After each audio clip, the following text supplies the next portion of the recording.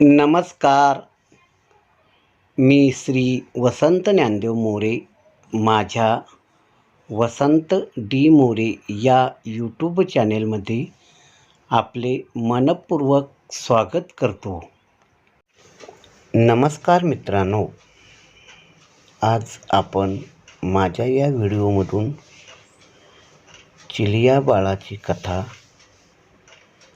याविषयी सविस्तरपणे माहिती जाणून घेऊया. श्रीयाळ सेठ, चांगुणा आणि चिलिया बाळ यांची पौराणिक कथा आणि शिवलीलामृत या ग्रंथामध्ये भगवान श्री शंकर यांनी त्यांची निस्सीम दानशूर श्रद्धाळू भक्त याची सत्वपरीक्षा घेतली होती. सत्वपरीक्षा पाहण्यासाठी त्याने एका साधूबाबांचे रूप घेतले होते. ही 1396 ते 1407 या कालावधीतील एक सत्य घटना आहे. या पौराणिक कथामध्ये श्रीयाळ सेठ नावाचा एक राजा होता. तो भगवान शंकराचा निस्सीम भक्त होता. देवाच्या कृपेने त्याच्याकडे सर्व काही व्यवस्थित होते. त्याची चांगुणा नावाची राणी होती. या राजा राणीला चिलिया नावाचं एकुलतं एक बाळ होतं.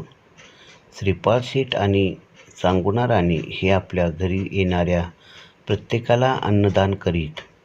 त्यांच्याकडे येणारी कोणतीही व्यक्ती कधीच उपाशी जात नसे आणि हे राजा राणी आपल्याकडे येणाऱ्या प्रत्येक व्यक्तीला जे हवं ते उपलब्ध करून देत असत.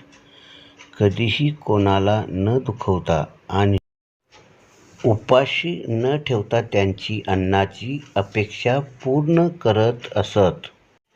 एकदा भगवान शंकराने त्यांची परीक्षा घ्यायची ठरवलं आणि एका साधूबाबांचं रूप घेऊन त्यांच्या घरी भिक्षेसाठी आले. श्रीयाळ सेठ राजा हा जातीने वाणी होता आणि शुद्ध शाकाहारी होता. पण या साधूबाबाने मला नरमांस हवे अशी इच्छा बोलून दाखवली.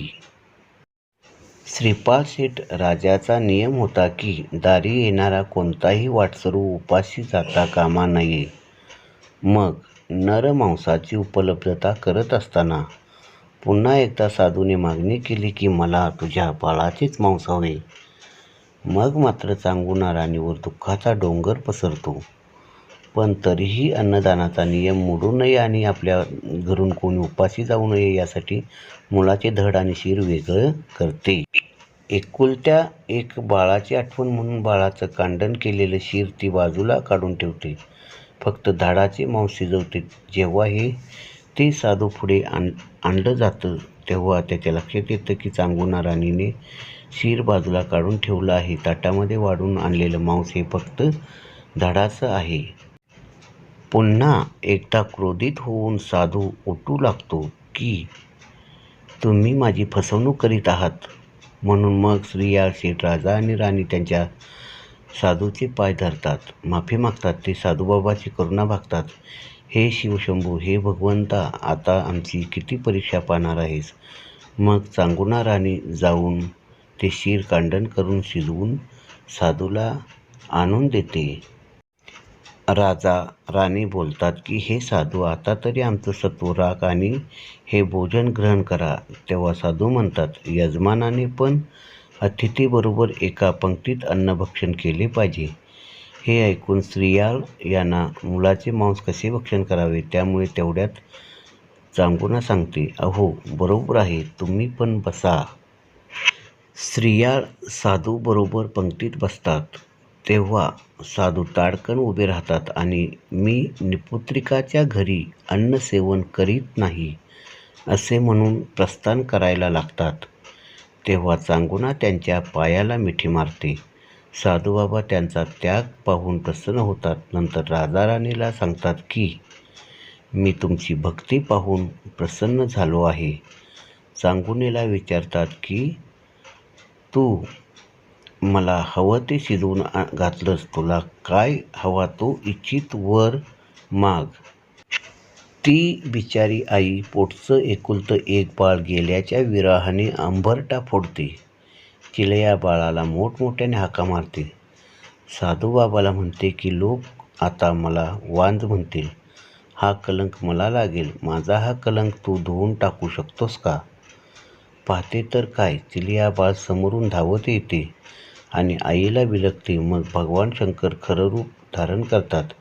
त्या दोघांना दर्शन देतात. दोघांच्या चेहऱ्यावर आनंद ओसंडून वाहतो. श्रीयाळ शेठ राजा आणि चांगुणा राणी साक्षात भगवंताच्या दर्शनाने धन्य पावतात. भगवान शंकर मग सांगतात की तुमची परीक्षा घ्यायला मी आलो होतो. तुमची भक्ती अगाध आहे. अशा या भगवान शंकर भक्ताचं म्हणजेच श्रीयाळ शेठ राजाचं राज्य फक्त 3.5 घटकांचं होतं. म्हणून ह्या राजाला औट घटकेचा राजा असे संबोधले जाते.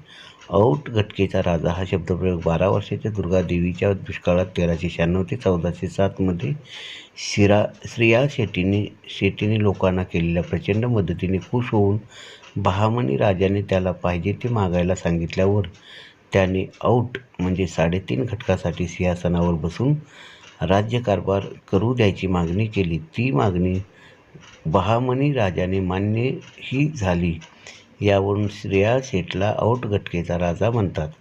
त्या 3.5 घटकेत त्यांनी राज्याचे पूर्ण भांडार दान करून टाकले होते.